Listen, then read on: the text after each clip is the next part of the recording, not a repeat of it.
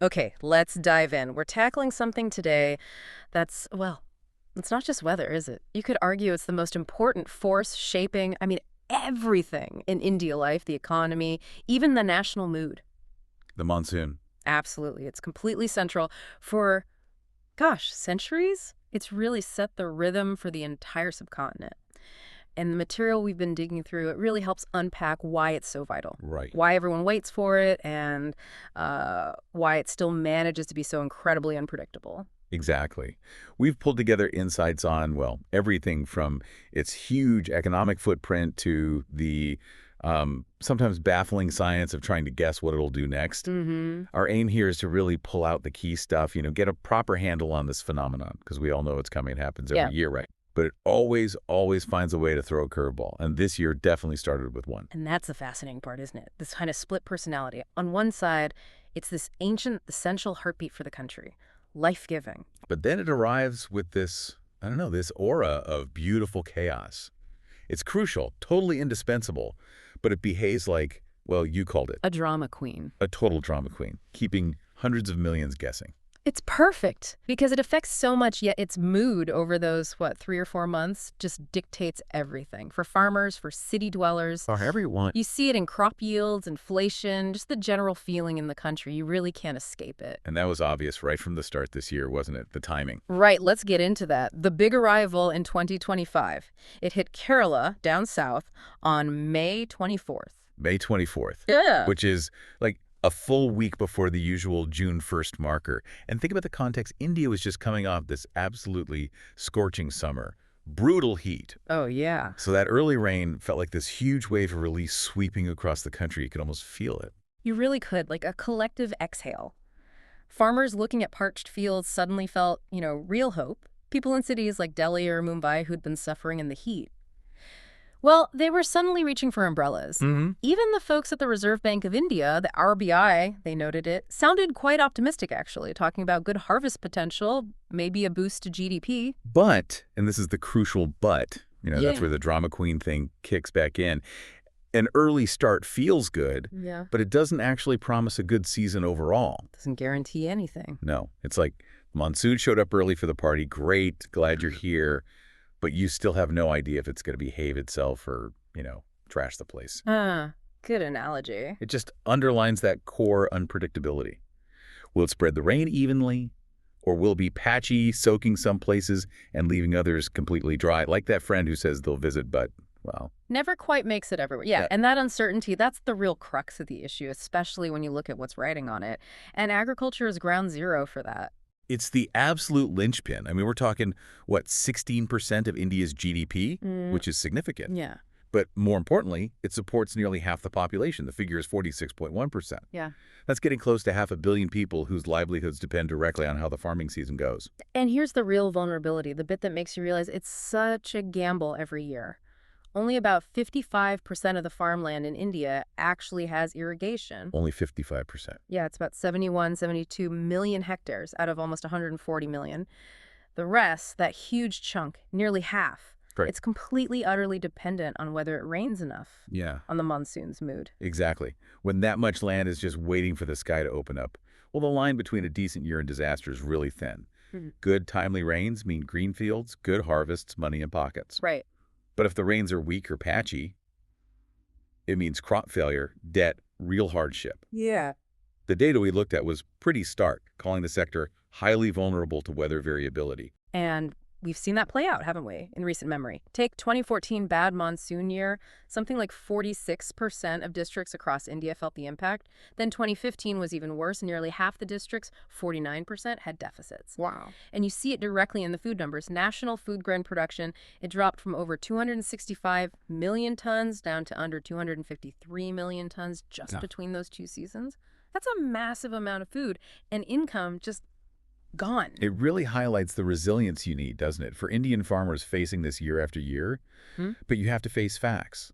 When almost half your farmland is basically a coin toss on the weather, Mm-hmm. that's a huge ongoing risk for Yeah. food security, for economic stability. It's a fundamental vulnerability. And it doesn't just stop with the farms, does it? The monsoon's reach goes way beyond the fields. It ripples out everywhere. Think about power generation, Mhm. energy. India gets a decent chunk of its renewable power from hydro, Yeah. about 10% of renewables, which themselves are, over 45% of the total energy mix now. Right, hydro is significant. But hydropower depends entirely on reservoirs being full. If the monsoon is weak, the reservoirs don't fill up. Lower water levels mean less power gets generated. And that can lead straight to power cuts, which hits industries, businesses, just daily life. And cities, huge cities like Mumbai, Delhi, Chennai, they rely on the monsoon to fill up the lakes and reservoirs that supply water to millions. Yeah. If the rains fail, you're looking at serious water shortages, rationing. It's a nightmare scenario. But then the opposite is just as bad. Too much rain too quickly, and the drains just can't cope. Well, the flooding. Exactly. Widespread flooding, transport grains to a halt, massive damage. It's this constant tightrope walk. Which really brings us back to that idea of needing rain that's just right. Not too little, not too much. I saw a study, I think it was in Nature, by some IMD scientists, that's the India Meteorological Department. The official forecasters. Right. And they were stressing the need to get much better at predicting these excessive rainfall activity events. ERA, they called it. Basically, really intense downpours. Because those extremes, either way, can be just as damaging, or even more so than just having a slightly below average year overall. Precisely.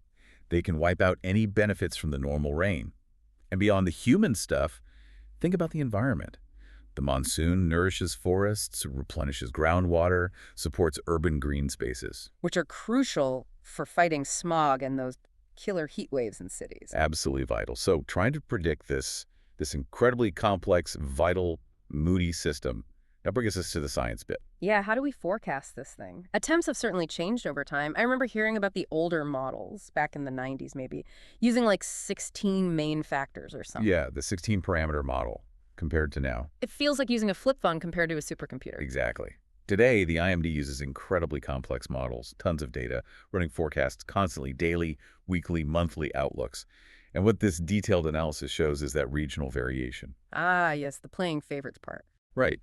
In a decent year, say 2013, or most years recently, like 2016 to 2024, maybe 70% of the country's districts get normal or even extra rain. But then you hit those bad years, 2014, 2015, and boom, nearly half the districts are dry. It really does pick and choose where it dumps its rain. So scientists understand some of the big drivers better now, right? Things happening oceans away, like El Nino in the Pacific making it drier over India, or La Nina boosting the rains. Oh, yes, definitely. They understand the links to sea surface temperatures, atmospheric pressure systems over the Indian Ocean.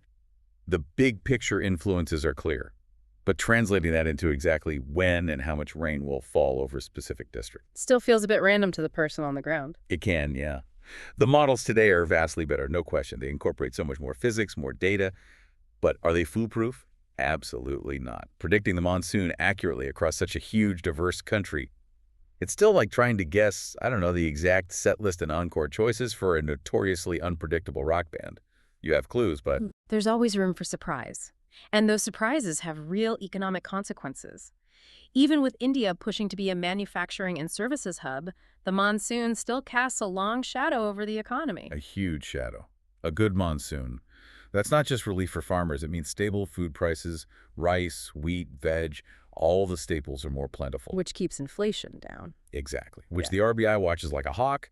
It boosts rural demand, helps economic growth overall. It generally means a happier economic picture. But the flip side, a bad monsoon.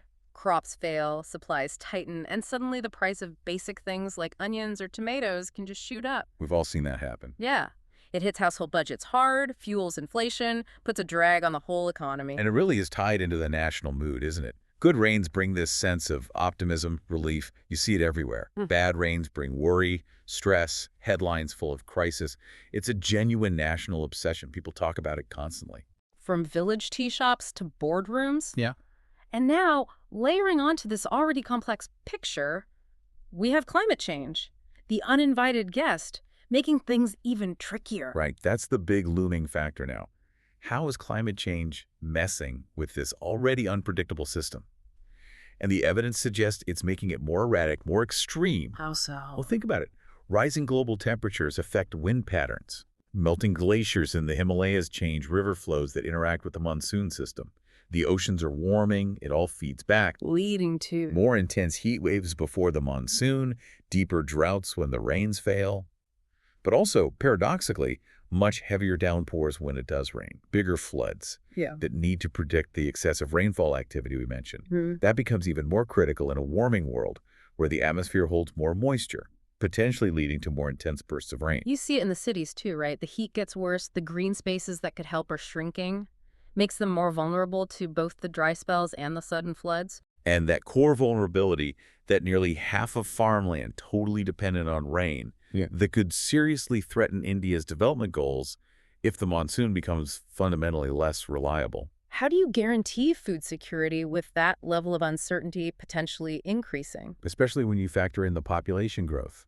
What are the projections?